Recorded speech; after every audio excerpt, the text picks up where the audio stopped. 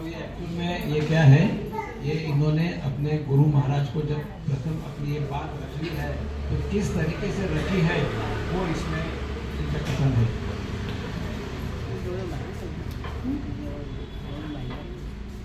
ये तीनों भाई जो ये दोनों और वो तीनों भाई ये है ना और वो तीनों भाई ये अंकल ये ना ये अंकल मांगी है और वो इस तरीके से विनती ये कर रहे हैं।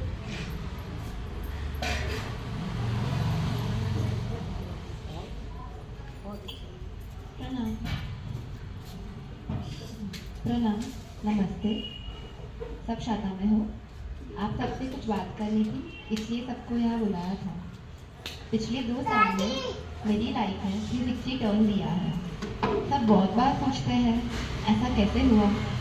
इसका पूरा क्रेडिट उद्यान को जाता है।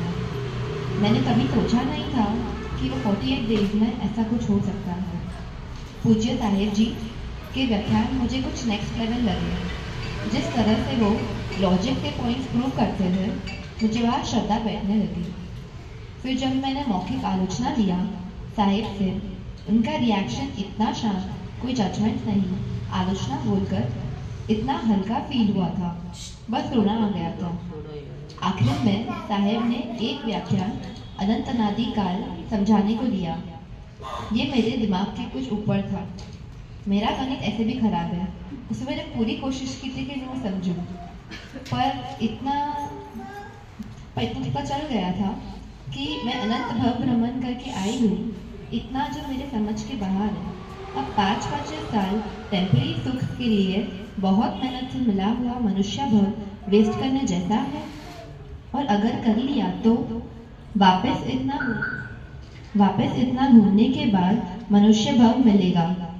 व्याख्यान में मेरे रोंगटे खड़े हो गए। बाजू में देखा, मेरी दोनों बुआओं की आंखों में आंसू था। मैंने सोचा मेरे पास अभी भी टाइम है, एक बार ट्राई कर लेती हूँ। साहिब ने बोला मेरे में लायकात है, मुझे बस प्रयत्न करना है। और आप सबके कृपा से मुझे गुरुकुल वास में 10 महीने ऊपर हो गए हैं। मुझे ऐसे गुरु महाराज मिले जिनका वर्णन मैं कभी कोई शब्द में नहीं कर सकती। मेरा संपूर्ण ख्याल शारीरिक, मानसिक और सबसे बेस्ट आत्मिक तरीके से वो रखते हैं।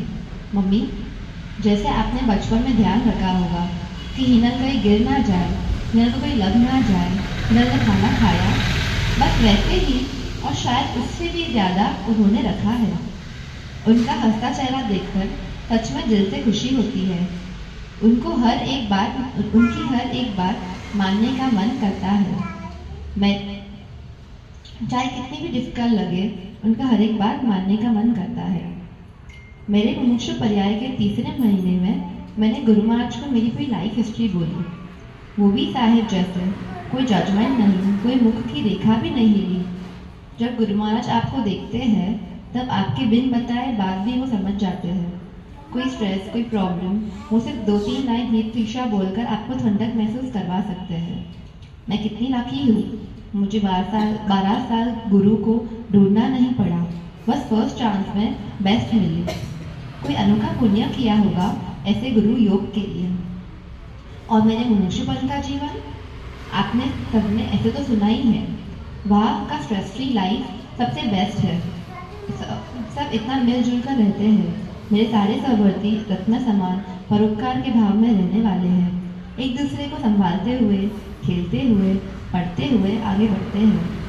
छोटी सी हमारी दुनिया है, पर सबसे बेस्ट है। जीवन में और कुछ नहीं चाहिए। साहिब के व्याख्यान, गुरु महाराज का सानिध्य और मेरे पढ़ने की बुक्स चाहिए। एक स्टोरी बोलूं। एक भिखारी था, उसने अपने जीवन में कोई भोग नहीं होता।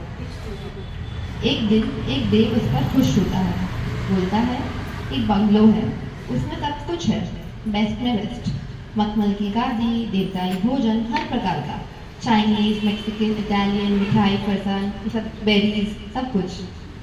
बेस्ट दिखने वाले व्यक्ति, एक्टर्स, ऐसे भी लोग जो सिर्फ आपकी प्रशंसा कर रहे हैं। बेस्ट ब्रांड्स के कपड़े, नाटक, सॉन्ग, सब कुछ।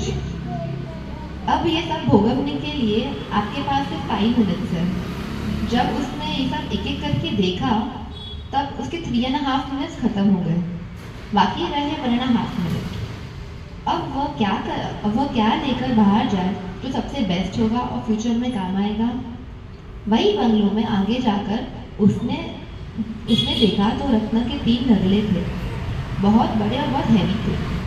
समझदार व्यक्ति तो यही कहेगा कि वो रत्न ले और बाहर जाए, क्योंकि रत्न हो गए तो बाकी सारी चीज़ें भी मिल जाएगी।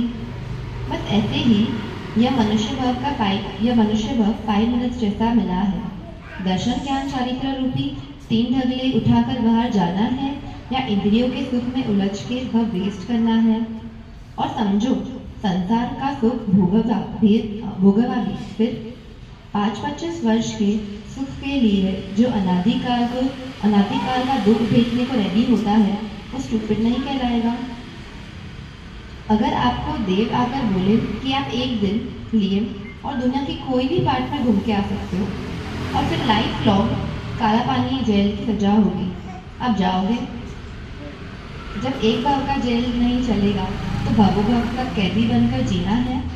मेरे माइंड में ये बात बहुत क्लियर है।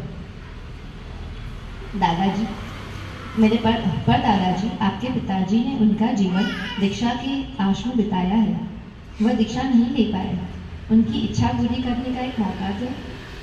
पर दादाजी, आपकी सबकी साधना और कृपा की वजह से अपना फैमिली इतना नामचीन है, पर आखिरी इच्छा उनकी मुझे पूरी करने दो। दादी जी, आपके वजह से यह घर में धर्म है। आपने जैसे जैसे हम सबको प्रेरणा दिया। अब एक धक्का और। आपको याद है, बचपन में कोई भी पूछता था तो मैं बोलती थी जब मैं दादी दीक्षा लेगी तो मैं उनके साथ भी दीक्षा लूँगी।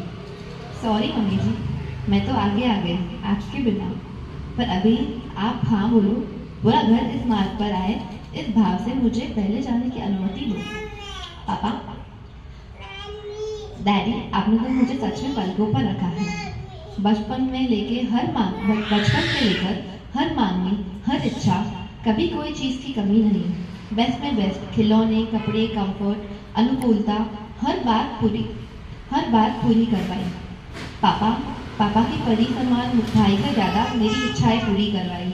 मम्मी के नाम बोलने पर भी इतना मुझ पर स्पेंड किया है, और अभी भी मैं एक बार बोलूँ कोई चढ़ावा चाहिए और आप ले लेते हो। मैं एक्सट्रीमली लकी हूँ आपके जैसे पापा के लिए। पर पापा, तृष्णा एक ऐसा खड्डा है जिसको जितना भरो वो बढ़ता रहता है। मैं कितना भी भोग लूँ, संतुष्ट तो नहीं हो पाऊंगी। अब कितना